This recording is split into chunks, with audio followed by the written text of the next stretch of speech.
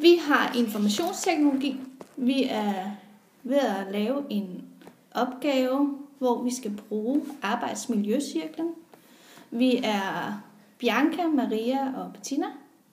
Det er rigtig vigtigt at vide noget om arbejdsmiljøcirklen og det at skabe et godt arbejdsmiljø, når man skal ud på arbejdsmarkedet og arbejde i en virksomhed. Vi har valgt at arbejde eller se lidt nærmere på det psykiske arbejdsmiljø. Og der har vi som noget af det første, så tænker jeg, som noget af det første, så tænker jeg, at vi har monotont arbejde.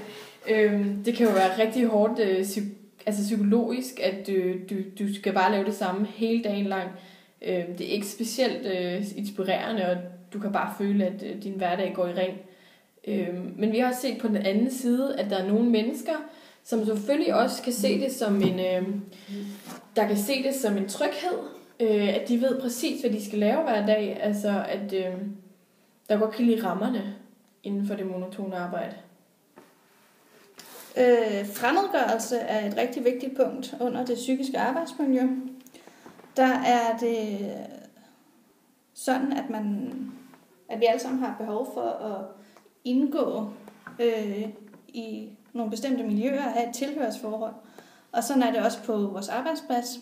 Og vi har et behov for at føle, at det er vigtigt, det vi laver.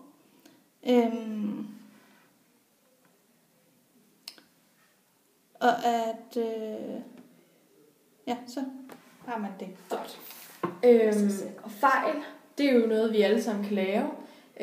Og på nogle mennesker kan det tage rigtig meget psykisk, at man er bange for at lave den mindste fejl. Altså du er bange for at sige noget forkert, du er bange for, at dine opgaver er forkerte på arbejdet osv. Men altså vi synes også, at det er meget vigtigt, at man gør alt, hvad man kan for at skabe et arbejdsmiljø, hvor alle ved, at det er okay at lave fejl. Så har vi styring, og det er jo sådan lidt, ja, man kan jo både styre noget eller nogen, eller man kan blive styret af nogen. Og det kan jo både være positivt og negativt, kan man sige. Det kommer an på, hvem det er. Hvis det er din boss, der styrer dig, så er det jo måske fint nok. Hvis det er, ja, det kan jo både blive for voldsomt, og det kan også være rart. Så det er sådan lidt